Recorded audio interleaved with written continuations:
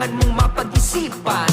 At ano mang sabihin sa'yo ay huwag kang magpapa-apekto.